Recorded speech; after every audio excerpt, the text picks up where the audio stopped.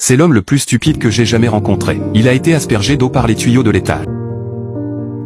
Non seulement il ne s'est pas mis en colère, au lieu de cela, il a déplacé les fleurs séchées à côté de lui en bas. Chaque fois qu'il voit un chien errant, il n'hésite pas à. Il lui a tendu sa seule cuisse de poulet. Le propriétaire a secoué la tête à cette vue. Lorsqu'il rencontre une vieille dame qui ne peut pas pousser son chariot, il se précipite pour l'aider. Lorsqu'il voit une mère et sa fille mendier sur le bord de la route, il n'hésite pas à. Il leur donnerait l'argent qu'il a en poche. Quand le commerçant l'a vu, il a pensé qu'il méritait d'être arnaqué. Cet homme est tellement stupide. Sur le chemin du travail, il était si fatigué lui-même. Il insiste pour céder sa place à un inconnu. Chaque jour après le travail, il apporte aussi des fruits à la famille d'un accent grave côté qui vit dans le vide. Faire le bien, cela semble être devenu une habitude dans sa vie. Mais il ne reçoit aucune récompense. Les fleurs séchées sur le bord de la route ne prennent toujours pas vie. La dame qui pousse le chariot se plaint même qu'il arrive trop tard. L'homme court toujours joyeusement pour aider. La mère et la fille sans abri mendient toujours au même endroit. Il leur donne les 100 derniers yuan de son portefeuille. La petite fille n'a même pas dit merci. Elle a juste baissé la tête de honte. N'importe qui aurait pu voir que quelque chose n'allait pas. Mais elle a été la seule à continuer à faire l'imbécile. La vieille dame d'un accent grave côté ne sait toujours pas. La banane a été envoyée par un idiot. Face à tous ses efforts non récompensés. Mais l'homme s'en moque.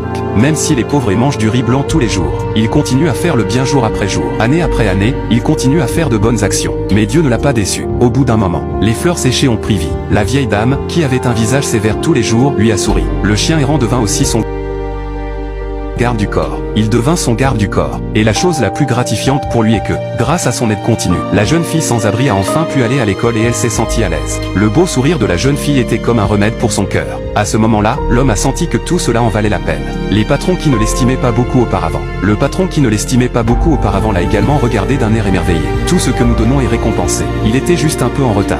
Enfin, donnons tous. Donnons à ce garçon au grand cœur une grande tape dans le dos.